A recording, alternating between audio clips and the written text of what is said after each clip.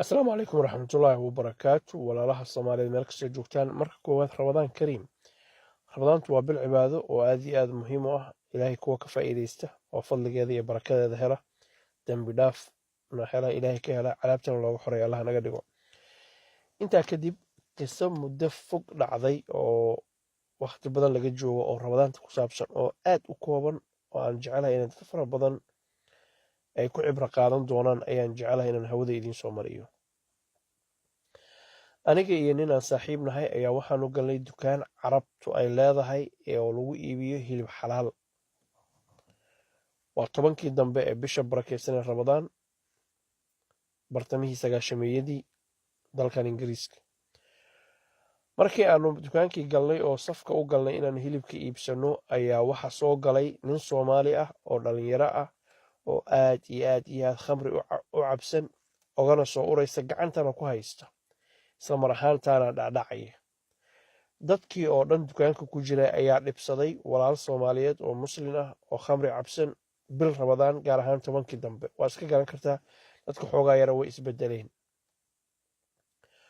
waxayna dhibsadeen dhibaatada walaalkaas ka muuqata, wanaagna way la jeclaayeen. kiyugii intuu soo dhaafay ayuu meeshii ka qayliyo, wuxuu yidhi waxaan doonayaa inaad hilibiga iibisaan.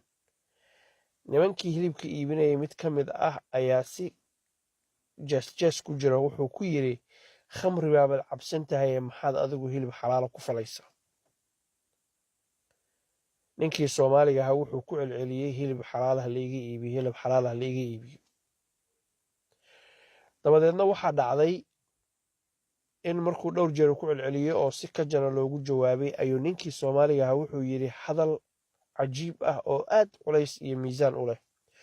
wuxuu yidhi, khamriga inaan cabo naftayda iyo shaydaan ayaa igu kallifay oo naftaydii ka adkaaday, laakiin anigu ma doonayo inaan dibnahayga hilib xaaraana geliyo, ee fadlan hiliba layga iibiyo. ninkii dukaanka lahaa oo Marookaan ahaa ayaa arrintii aad u saamaysay oo ka daqnaday. dabadeedna dhowr wasladood oo hilib oo waaweyna ayuu siiyey, wuxuuna ku yidhi bilaash u qaado, waana kuu ducaynaya. ninkii Soomaaliga ahaa isagoo faraxsan oo khamrigiisii wato oo dhacdhacaya ayuu baxay. inteennii dukaanka ku jirtayna kulligeen waanu wada aamusnay, annagoo oo dib u fiirinayna ninkaa hadalka uu ku hadlay. sheekadan waxaan idinkugu sheegayaa waxay tahay, addoommada ilaahay ha xugmin oo adigu eed ha u soo jeedinin. danahooda iyo duruufahooda ilaahay baa ka warqaba. markaad aragtid qof dhibaata ka muuqato, u ducee, kana aamus ama u nasteexee. laakiin alkooliistaa tahay, noloshaad ka dhacday ha ku odhanin, maxaa yeelay waxaa laga yaabaa inuu adiga rabbigaa kaaga dhow yahay. gaar ahaan wiilal yaryar ah oo kutubo yaryara oo risaalooyin oo niman culamo ah ay qoreen akhriyey, oo mooday inay jannadii ku jiraan, cumar iyo abubakar sadiiq la mid yihiin, oo magacyo qurux badan sheegta.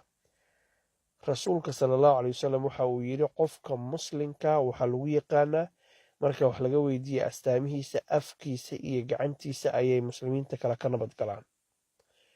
24 saac niman culummo sheeganaya iyo wiilashaas yararka ayaa dad kale oo Soomaali oo wadaada ah ama muslimiin ah ama akhyaar ah amase duruufo adduunka ay haystaan xagxaganaya oo ceebaynaya. dadka ceebtooda laguma dirin. waxaan oga baxayaa fideogan aayad cajaa'ib ah oo aan aad u jeclahay oo tiraahda, falaa tusakkuu anfusakum huwa aclamu biman ittaqaa. ilaahay baa og qofka taqiga oo jannada gelaya oo ilaahay agtiisa laga jecel yahay, ee idinku naftiinna ha dahiranina. u arag qof kasta inuu adiga kaa fiican yahay, ilaahayna kaaga dhow yahay. ramadaan mubaarak. madaxweynaha mustaqbalka idin la hadlaya. waa mahadsantiin.